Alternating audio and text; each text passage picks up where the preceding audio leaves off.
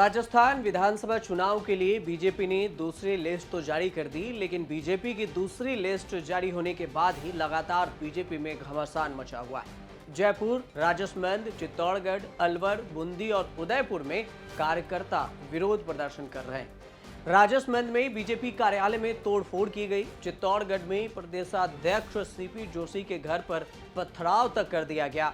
BJP ने 21 अक्टूबर को 83 उम्मीदवारों की दूसरी लिस्ट जारी की थी और उसके बाद चित्तौड़गढ़ से मौजूदा विधायक चंद्रभान सिंह आक्या का टिकट काटकर उनके जगह पर जयपुर के विद्याधर नगर से विधायक नरपत सिंह राजवी को टिकट दिए जाने के बाद आक्या के समर्थकों ने विरोध प्रदर्शन शुरू कर दिया।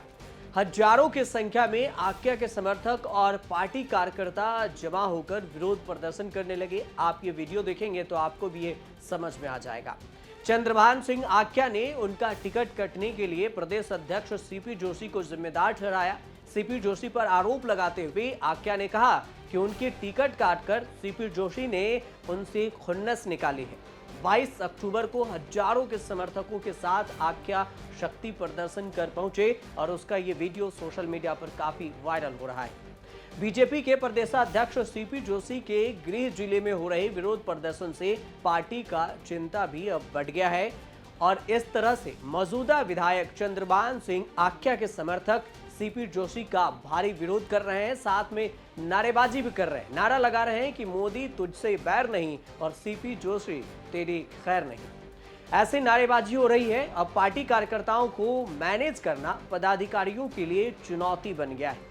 बीजेपी के उम्मीदवारों की पहले लिस्ट में राजवी और उनके समर्थक नाराज हो गए थे। अब राजवी को जब चित्तौड़गढ़ से टिकट दिया गया तो वहां आक्या नाराज हो गए।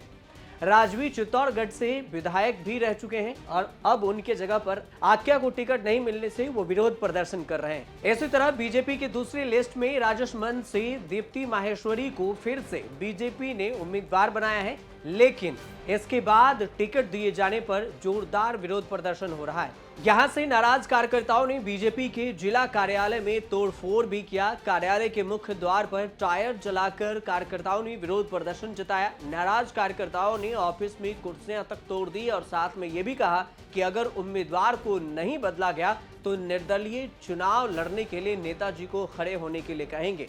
नगर परिषद से नेता प्रतिपक्ष हिम्मत कुमावत हैं और हिम्मत कुमावत ने नाराजगी जताते हुए अपने पदों से इस्तीफा देने तक की धमकी दे डाली है। इस दौरान जिला अध्यक्ष मान सिंह बारहट का घेराव भी किया गया।